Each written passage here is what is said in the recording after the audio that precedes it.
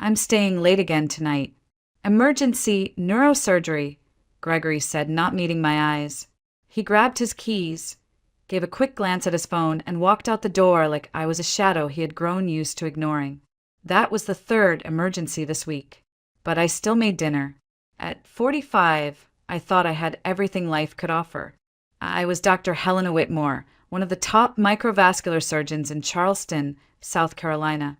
My career was steady, my patients trusted me, and I returned each evening to a house that smelled like home.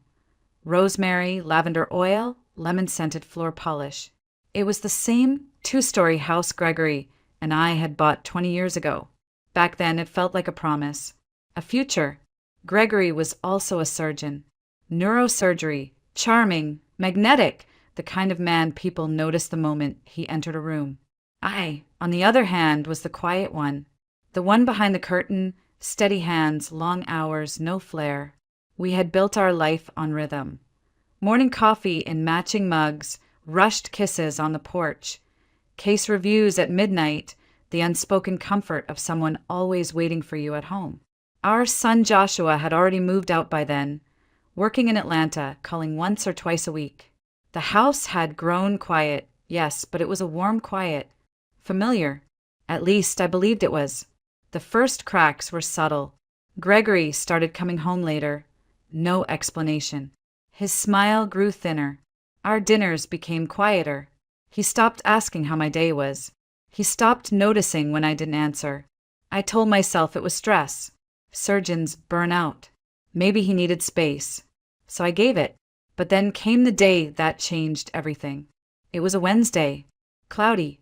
I remember because I had forgotten my umbrella and got caught in the rain walking from the hospital to my car. When I got back to the surgical wing, someone had left an envelope on my desk.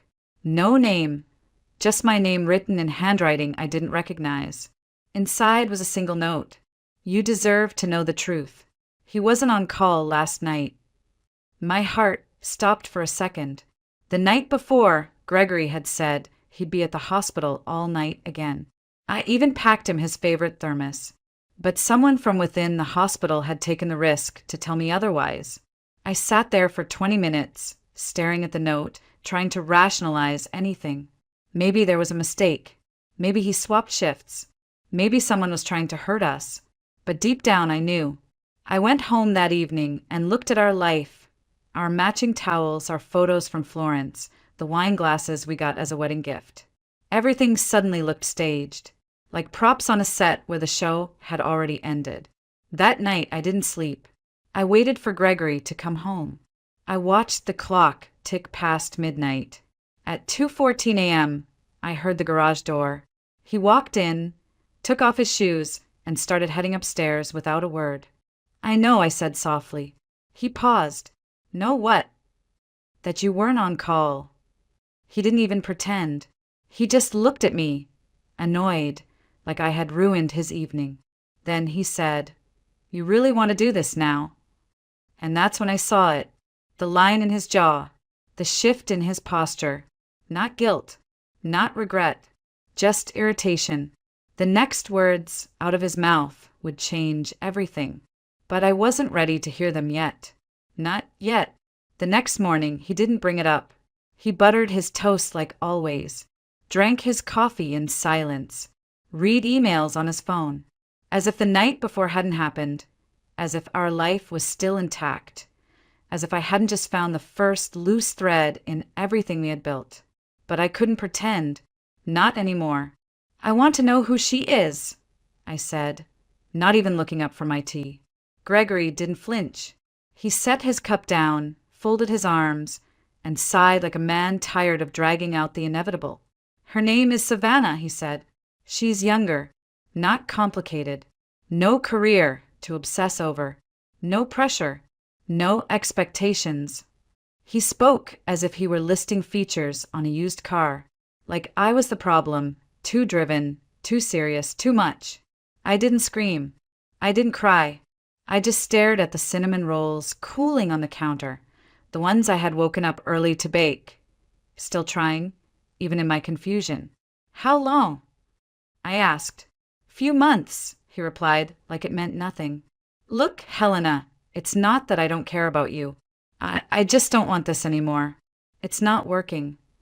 This, like our marriage, was a subscription he'd forgotten to cancel. I couldn't breathe. I left the house that afternoon, packed a single suitcase, a few clothes, my stethoscope.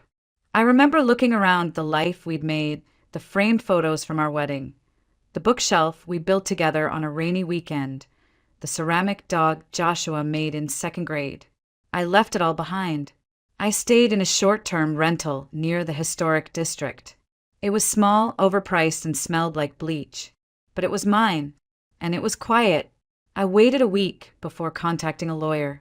I didn't want revenge. I just wanted peace, closure. I believed, foolishly, that Gregory and I could be civil, that after everything, we would divide our assets fairly. Move on.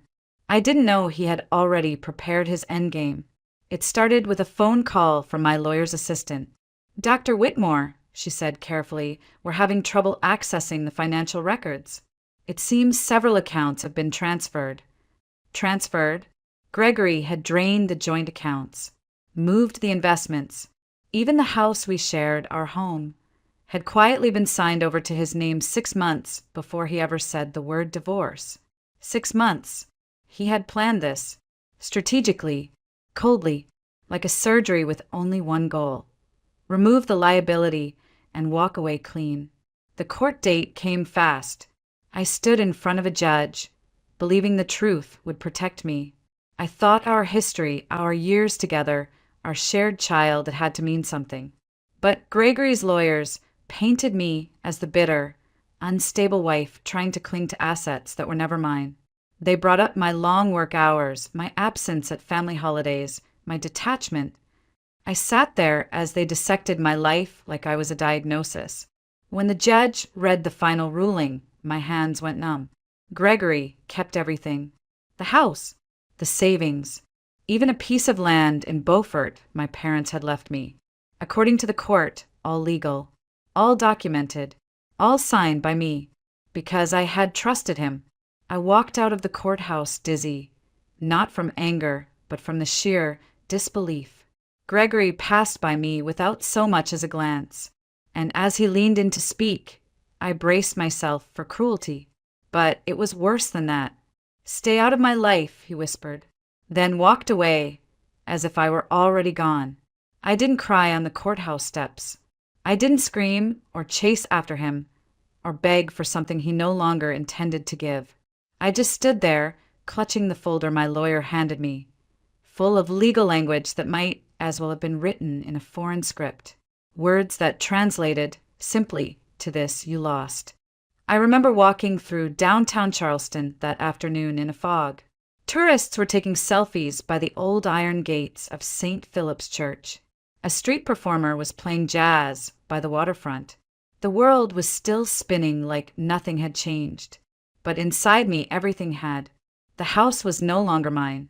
The money I thought we saved for retirement, gone. The cottage my father built with his bare hands, the one tucked behind the oaks in Beaufort, transferred to Gregory's name a year ago. All of it signed away in trust, in love, in blindness. I had always believed I was a careful person, a woman of logic. I double-checked prescriptions, triple-checked surgical plans. But I never thought to double-check my husband. That was my real failure.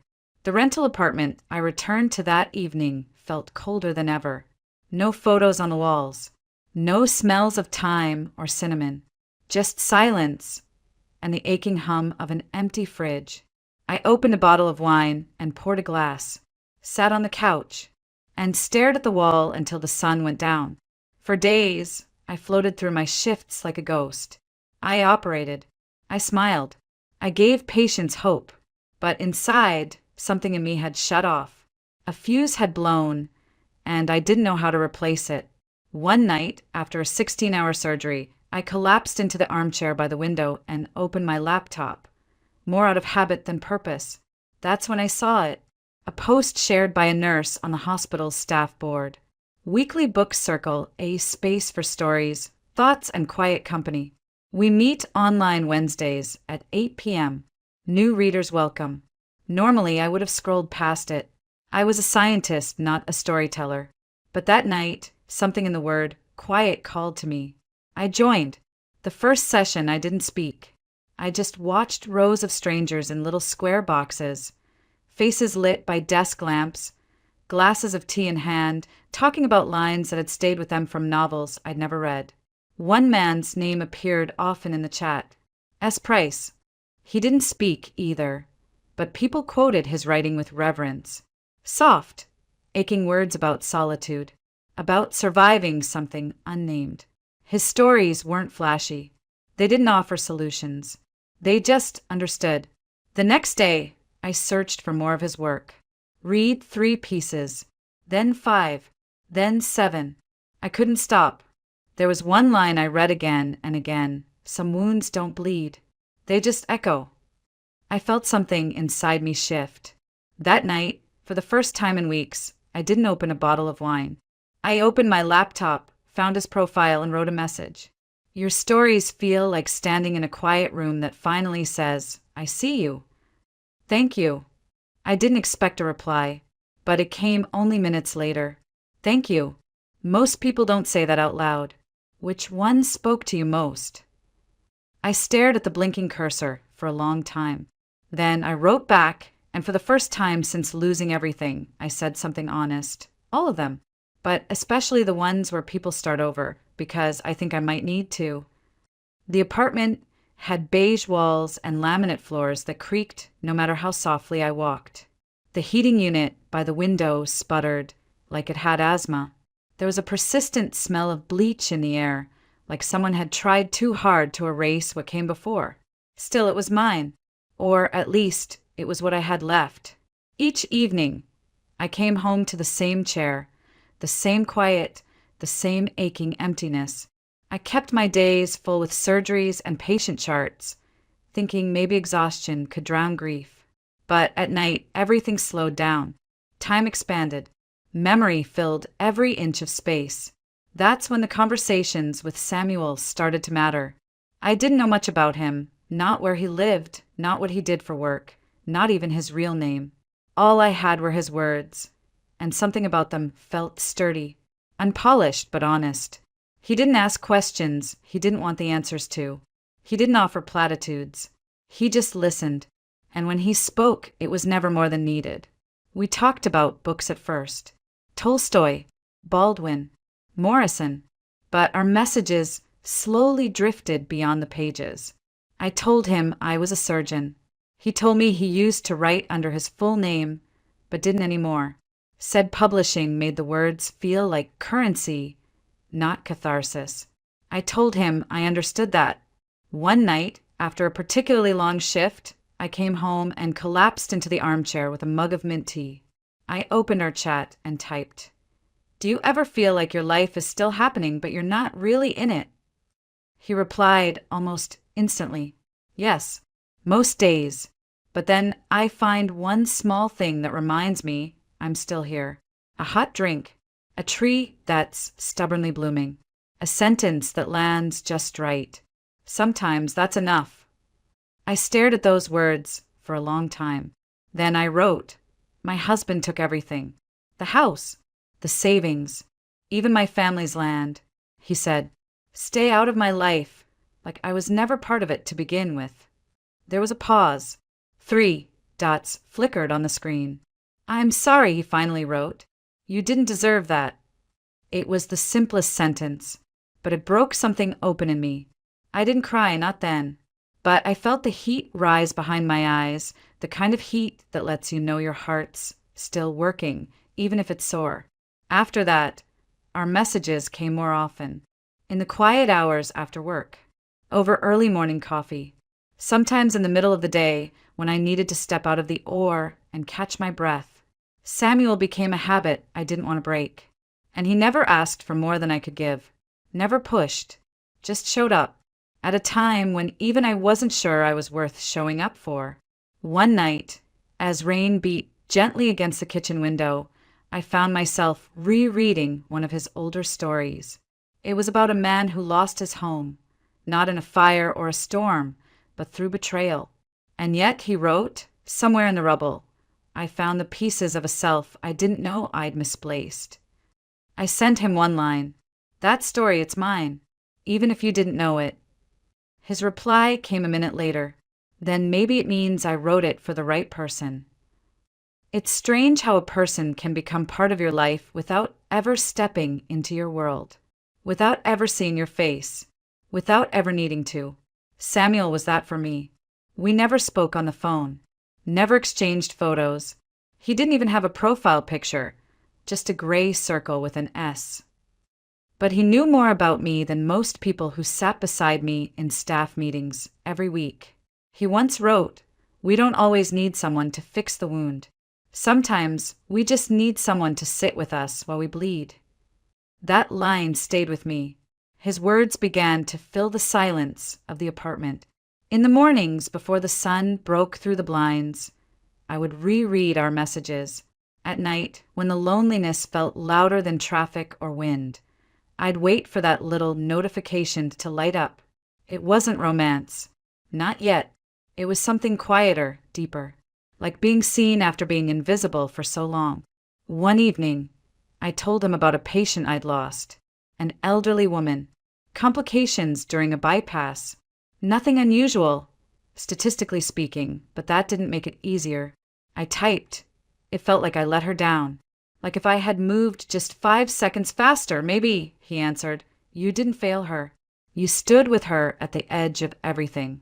That matters more than we'll ever know. No one had ever said something like that to me, not my colleagues, not even Gregory, especially not Gregory.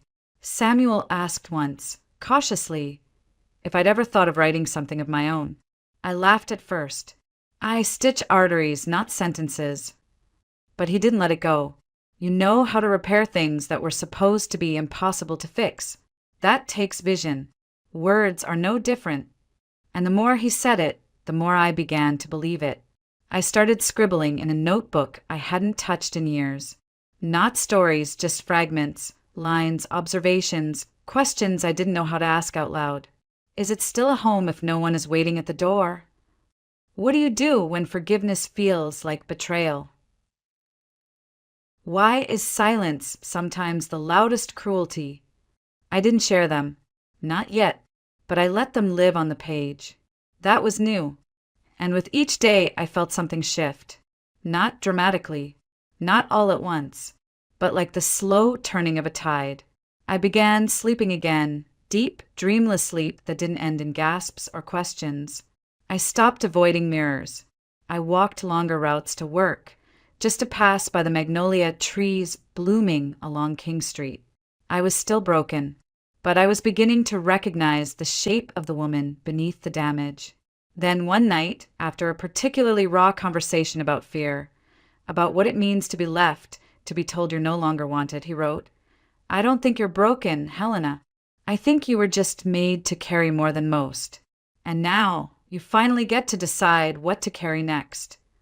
I closed my laptop slowly, held that sentence in my chest like a lifeline, and whispered, "Thank you," into the empty room. Because somehow, even if he couldn't hear it, I knew he would understand. The idea of meeting him felt absurd at first. We had kept everything so carefully distant, so safely tethered to the space between sentences. But after months of speaking through the screen, something in me needed to know if his presence was as real as his words. It was cold that evening. Charleston doesn't usually dip below freezing, but that night the wind off the harbor felt sharp enough to peel skin. I wore a long wool coat and wrapped my scarf twice around my neck. In my gloved hands, I carried a small thermos of tea. Jasmine, his favorite he once mentioned in passing. We agreed to meet at a small square, tucked behind the historical district, quiet, almost forgotten by tourists, with benches worn smooth by time and weather. I arrived early. Of course I did. I always arrive early when I'm nervous. I watched the shadows stretch across the cobblestones as dusk began to settle. Every passing figure made my breath catch just a little. Then finally I saw him. Tall, slightly hunched against the cold, thin frame wrapped in a threadbare coat that had seen too many winters. His hands were bare, red from the cold, one clutching the strap of a battered canvas satchel. His face, older than I expected, hollow cheeks, deep-set eyes that had seen too much and spoken of too little. But it was him. I knew at the moment our eyes met. "Helena," he asked softly. I nodded. "Samuel." We both laughed, though it came out more like steam than sound. We sat on the bench, leaving just enough space between us to respect the months we hadn't filled with touch. It wasn't awkward. It was quiet, safe. "I almost didn't come," he said after a pause. "I almost didn't ask," I replied. He looked down at his hands, then at the thermos I held out toward him. "For me?" "Of course," I said. "You saved me more nights than I can count. Tea is the least I could do." He smiled then, small, tired but real. He took a sip, let the warmth settle. For the first few minutes, we didn't say much. Just watched the way the lamplight pooled on the wet pavement. But silence with him had never been empty. It was the kind that gave room for breath. Eventually he said, "You look stronger than I imagined." I tilted my head. "Do I?" He nodded. "And sadder." I didn't deny it. He told me about his life, little pieces he hadn't shared online. How he had once been a published author, nothing big but enough to scrape by. How a series of bad decisions and worse luck had cost him everything. His home, his career, his marriage. How he had learned to sleep in libraries, to eat in shelters, to disappear in a world that pretends to care. But writing, he said, was the one thing that didn't leave. So I kept doing it, even if no one was reading. I whispered. He looked at me, and for the first time I saw something in his eyes I hadn't before. Hope. Not the loud kind, not the kind that burns, but the kind that flickers, stays. Before we parted that night, I asked if he needed anything. Food, a place to stay, help. He shook his head. "No one's ever looked at me the way you do. That's more than I've had in years." And then he said something I would never forget. "You don't just read my stories, Helena. You see me. And when someone sees you, really sees you. It's hard to keep pretending you're invisible." We stood, and I wrapped his scarf tighter around his neck before saying goodbye. As I walked away, I realized something. That night, I hadn't felt like a woman who'd lost everything. I had felt found. It happened 3 weeks later. A cold Saturday morning that began like any other. Quiet coffee, a long walk, texts from Samuel that made me smile without realizing. I was on call that weekend, scrubbing in for a pediatric case when my phone buzzed again and again in my locker. I didn't check it until the surgery ended. And when I did, my stomach dropped. Fire at Bluefin Cafe. 1 injured. Male. Severe burns. Smoke inhalation. En route to Trauma Bay. There was a name attached. Samuel Price. I ran. By the time I reached the ER, he was already in the bay, unconscious, hooked to machines that screamed warnings in steady rhythm. His hands were bandaged. His face blackened with soot. His chest rose and fell in a labored rhythm beneath a clear oxygen mask. I stood frozen at the threshold, my mind struggling to match this still body to the man whose voice I had only known through stories and messages and one winter night on a park bench. What happened? I asked a nurse, my voice sharper than I meant. She looked up, eyes wide. He pulled a child out of the fire, ran back in when he saw the boy was still inside. The place went up fast. If he hadn't acted, that kid wouldn't have made it. I felt something lodge in my throat. Samuel. Of course he had. Even after everything, after all the world had taken from him, he had run toward the flames for someone he didn't even know. He was a man who believed people were worth saving. I sat by his bed for hours, my fingers lightly resting on his unbandaged wrist, watching every slight shift in his vitals. I whispered things he couldn't hear, or maybe he could. That I was here, that he wasn't alone, that he had always mattered. And then something strange happened. Later that day, a man in a tailored coat appeared at the nurse's station. older, distinguished. His eyes scanned the floor until they landed on me, sitting at Samuel's bedside. He approached with caution but purpose. "Excuse me," he said, voice low, steady. "Are you Dr. Whitmore?" "Yes," I answered slowly. He extended a hand. "Judge Richard Langston. I believe your friend saved my grandson." My heart paused. He explained everything. How he'd been across the street from the cafe, how he'd seen the panic, the fire, the people fleeing. How his grandson, a 6-year-old boy named Henry, had been caught inside. How he had stood frozen on the sidewalk, helpless. And then he saw a man rush back in without hesitation and emerge moments later carrying a coughing, crying boy in his arms. "I saw your friend collapse on the pavement after handing my grandson over to the EMTs," the judge said quietly. "I couldn't let that moment pass without finding him, without thanking him." I looked at the man, this powerful figure who had likely presided over hundreds of lives in courtrooms, and I realized Samuel had just shifted something much bigger than himself. The judge glanced back through the window at Samuel's still form.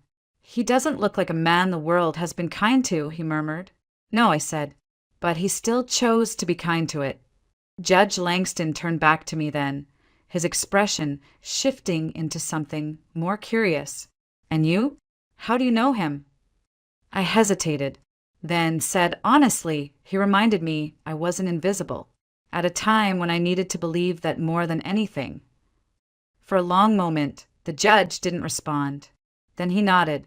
"I'd like to do something," he said at last. "Not just to say thank you, but because people like him, and like you, deserve more than a quiet thank you and a quick recovery." And I didn't know it then, but that moment would become the beginning of something neither of us could have imagined. He called the next day. "Judge Langston." I had just returned from checking on Samuel. He was still unconscious but stable when my phone rang. His voice was calm, direct but not unkind. "I've been thinking about our conversation," he said, "and I did a bit of digging." He wasn't the type to waste time. Within minutes, he had laid out what I hadn't dared hope for in weeks. "Your divorce case," he continued, "it's riddled with procedural gaps. Power of attorney documents signed without adequate counsel, financial transfers made while you were under duress, even that land deed. Legally questionable at best." I stood in my tiny kitchen, one hand braced on the counter, the other gripping the phone like it might disappear. The kettle was whistling behind me, but I didn't move. "You may have grounds for an appeal, Dr. Whitmore," he said. "If you want to pursue it, I can help. Connect you with the right people. Guide you through the process." My mouth went dry. An appeal? A second chance? My first instinct wasn't hope, it was fear. I didn't answer him right away. I needed time. I needed air. I needed clarity. That night, I sat by Samuel's bed again. He was still sedated, his breathing supported by machines, the burns on his arms now hidden beneath sterile wrappings. I watched the steady blip of his heart rate, the quiet rise and fall of his chest, the way even now, unconscious, he looked like he was holding on for someone else. "You almost died," I whispered, brushing a piece of soot-stained hair from his forehead. "You would have died for a child you'd never met." I thought of Gregory, of the judge's offer, of the courtroom that had once gutted me from the inside out. And then I thought of Samuel and what he would have said. He once told me that doing the right thing wasn't about whether it would hurt. It was about whether you could live with yourself if you didn't. The next afternoon, he woke up. Just for a moment, his eyes fluttered open, dry and dazed, locking on mine like it took every ounce of effort. I leaned close, trying not to cry. "Samuel," I whispered, "you're okay. You're safe." His lips barely moved. "You stayed." "I always will." Later that evening, I told him everything. About the judge, the appeal, the past that wouldn't let go. "I don't know if I have the strength," I admitted. "I thought I left all that behind. What if I lose again?" He turned his head toward me, slowly. His voice was rasped, weak, but unmistakable. "You fight for everyone else, Helena. for patients, for strangers, for me. He coughed, then paused before continuing. But what about you? His eyes were glassy, his skin pale, but there was a fierceness in him that made me sit up straighter. Fight for yourself this time. Just once. You don't have to win it all. You just have to stop letting him define what you're allowed to keep. I held his hand in both of mine, and in that moment the fear didn't disappear, but it stopped being louder than my will. I called Judge Langston the next morning. My voice trembled only slightly when I said, "I'm ready." And just like that, the path I thought I'd buried opened again. He arranged a meeting in his office 2 days later, tucked inside an old courthouse building with creaky floors and the smell of paper and polish. There, he introduced me to an attorney named Ivan Merrick. Late 50s, gray at the temples, quiet eyes that didn't blink often. The kind of man who read depositions like novels and trusted details more than declarations. "I've reviewed your case," Ivan said calmly. "It won't be easy, but it's winnable." I exhaled like I'd been holding my breath for a year. He walked me through the appeal process, the paperwork, the timelines, the need for new evidence. He was honest, it would take months, maybe longer. Gregory's legal team was polished, connected. They'd built their case carefully. "But you have something now you didn't have before," Ivan said. "You have eyes on your side, people watching, a judge willing to speak, and the truth." It sounded simple, but it felt revolutionary. I spent the next several weeks buried in old files, appointment books, copies of bank statements I hadn't looked at since Joshua left for college. I met with Ivan every Tuesday afternoon in a quiet corner of a downtown coffee shop. He asked precise questions. I gave precise answers. Every time I opened a drawer, another memory fell out. The receipts from our anniversary trip to Florence. The handwritten list Gregory and I had made when deciding whether to try for a second child. Letters my father wrote before he passed, leaving me the Beaufort land with one instruction: only let go of it if you no longer need roots. Some nights I'd come home too drained to eat. I'd kick off my shoes and drop into the armchair, every cell aching with the weight of everything I was digging back up. And every time, without fail, Samuel would message. "How's your lawyer?" he asked once. "Still sane?"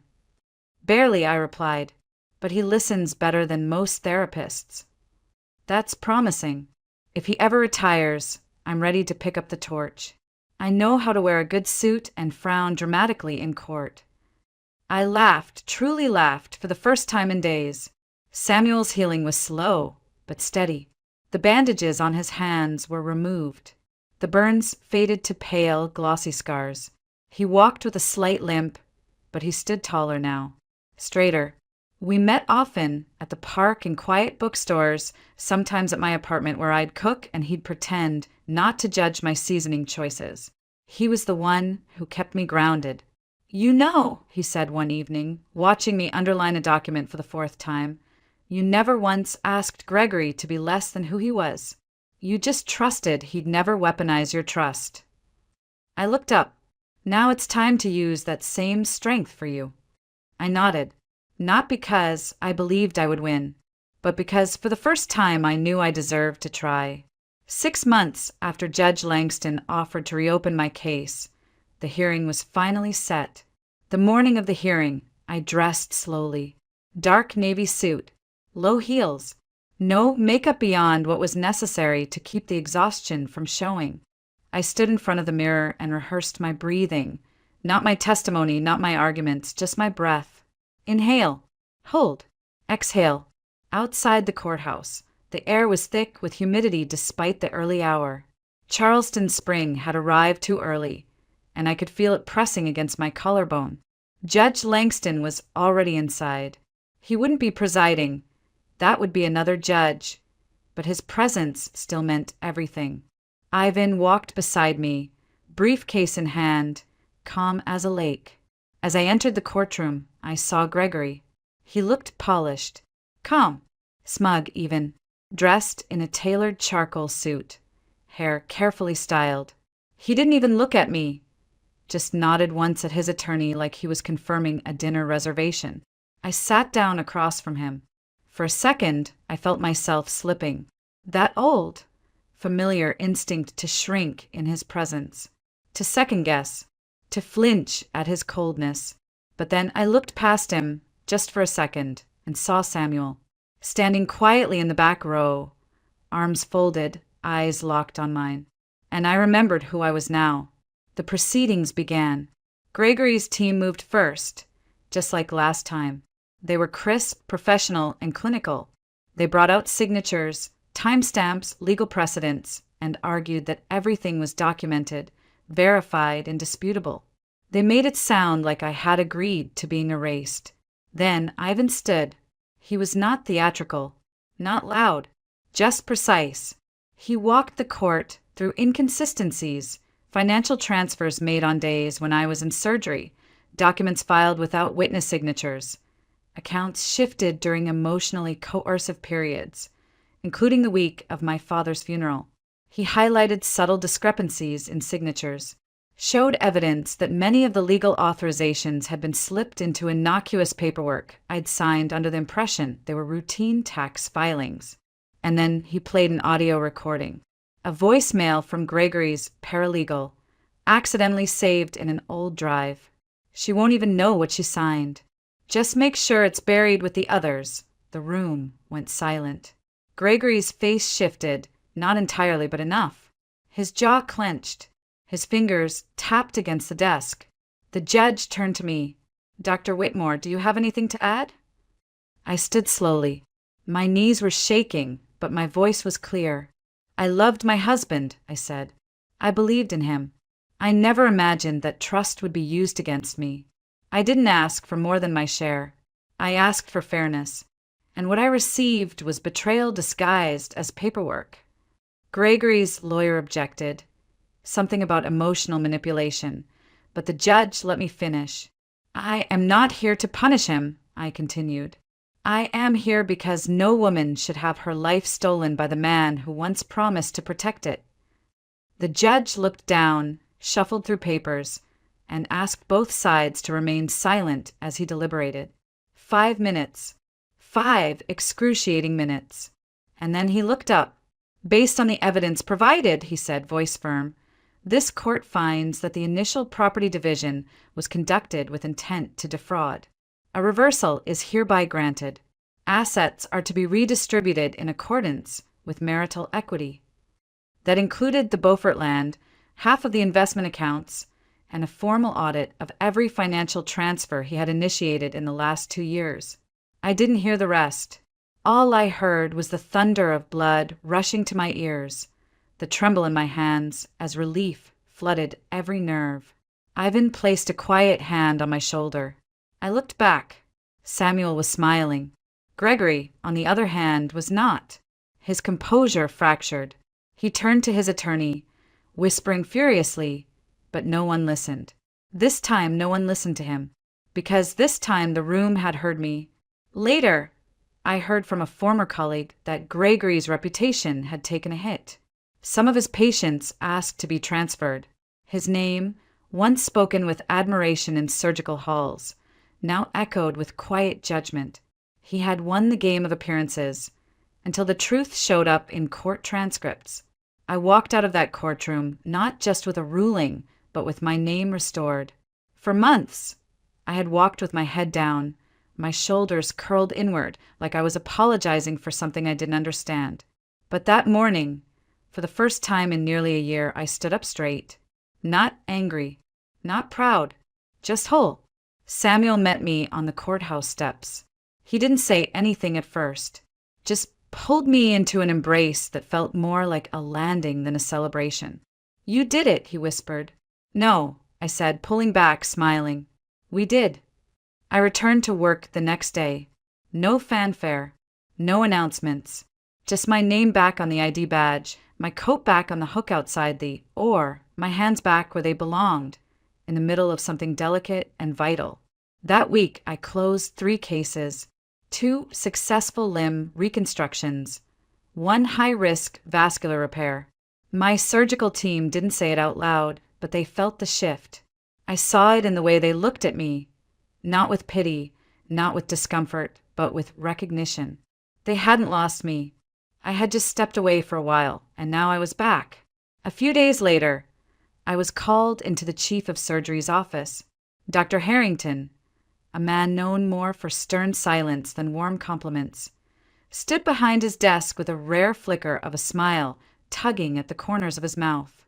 "We've been reviewing some changes in department structure," he began. I braced myself. "And we'd like you to consider leading the reconstructive microvascular unit. It's yours if you want it." For a moment, I couldn't speak. Are you sure?" I asked, not out of doubt in my skill, but disbelief in the timing. He nodded. "No one else I trust more. And frankly, after everything you've been through, I think the team could use someone who remembers what fighting really looks like." I walked out of his office with the offer letter still clutched in my hand. That night, I told Samuel over dinner. Pasta, badly cooked, but neither of us cared. "You're going to take it, right?" he asked. I looked at him, candlelight flickering between us. I already said yes. He grinned. "Good," he said, "because the world doesn't need more titles. It needs leaders who've bled a little." His words stayed with me. Gregory never reached out. Maybe pride, maybe shame, or maybe some people just vanish when their masks fall away. Over the following weeks, I began shaping the department into something new, something human. I restructured shift rotations so the junior staff could sleep. I installed a small break room library, filled half with medical texts, half with fiction Samuel helped me pick out. I scheduled monthly check-ins, not evaluations, just conversations. Healing people takes more than skill. It takes presence. And for the first time in a long time, I had it to give. I wasn't working to outrun pain anymore. I was working from a place of clarity, of reclaimed identity.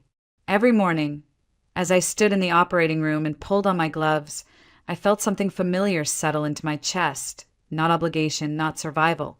Purpose. And this time it belonged entirely to me. The first time Samuel mentioned writing a book, it was barely more than a passing thought.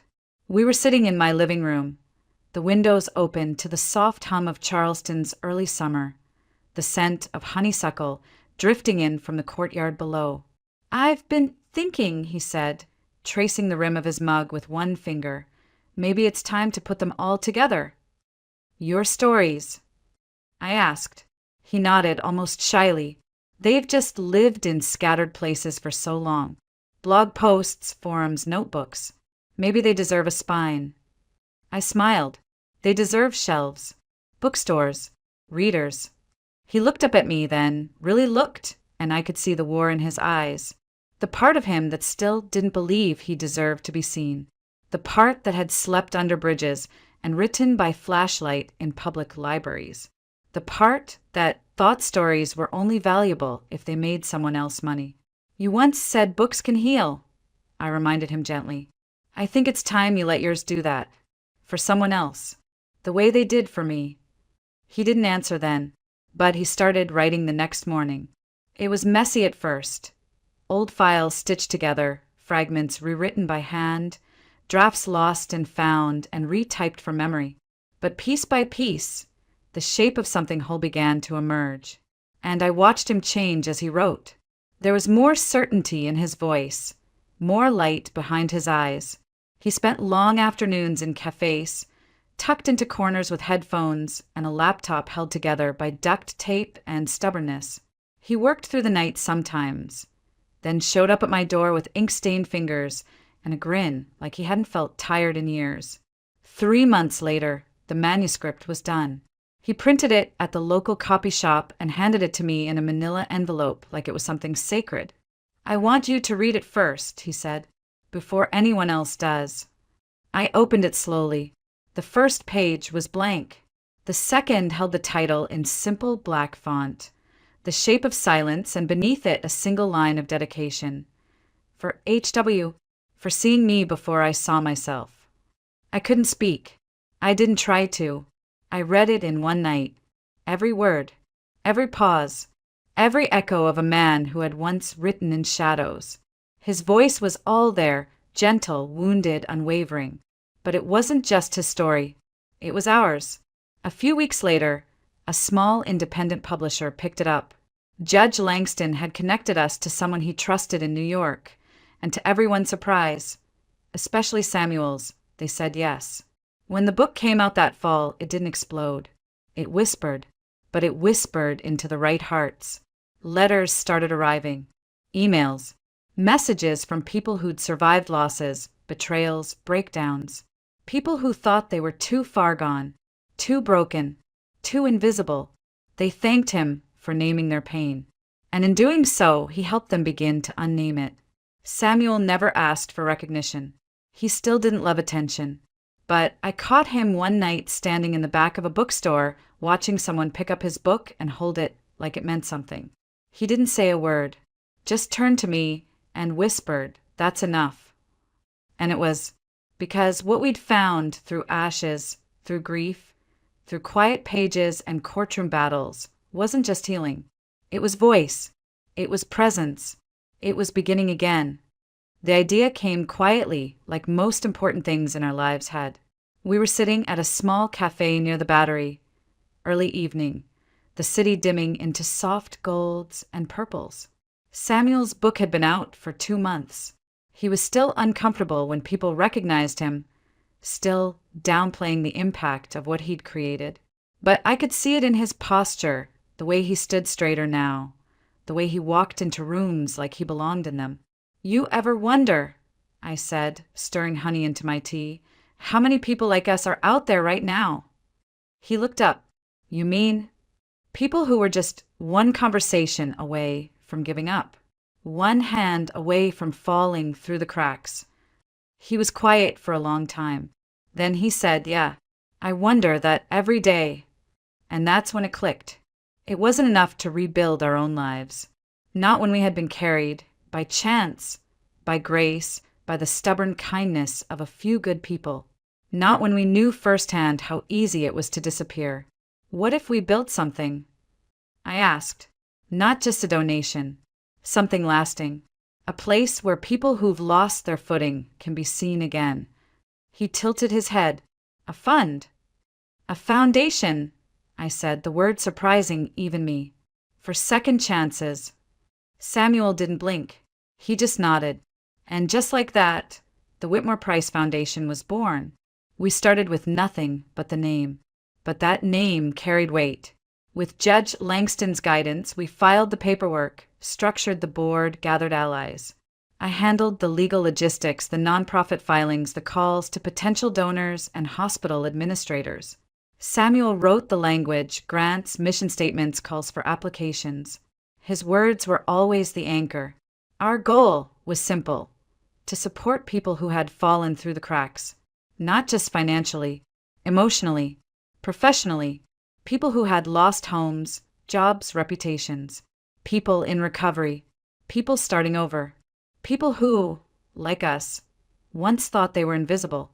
We launched a platform for artists, writers, caregivers, anyone with a voice and a need for space to use it. We partnered with community colleges to offer tuition relief. We created mentorship programs, legal workshops, emergency stipends. Within 6 months, we had our first 10 recipients. I remember the awards ceremony, a small auditorium at the library downtown, modest but full of light.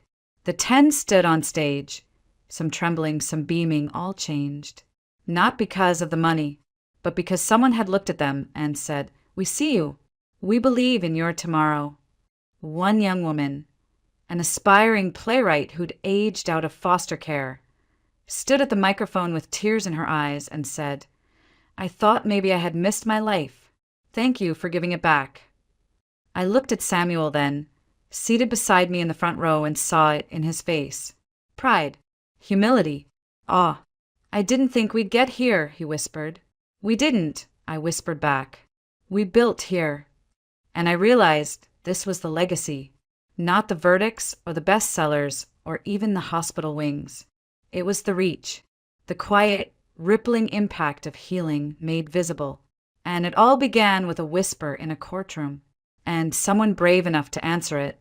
The call came on a Thursday evening, just as I was locking up the office. My phone buzzed once, then again. It was Joshua. He rarely called during the workday, let alone twice. My heart picked up speed. "Mom," he said, breathless, "you're going to want to sit down." I laughed nervously. "You're not in trouble, are you?" "No, no," he chuckled. "Quite the opposite. Well, you're going to be a grandmother." Silence, then breath. The kind that swells deep in the chest before tears can follow. "Oh," I whispered. "Oh, Joshua." There was so much I wanted to say in that moment.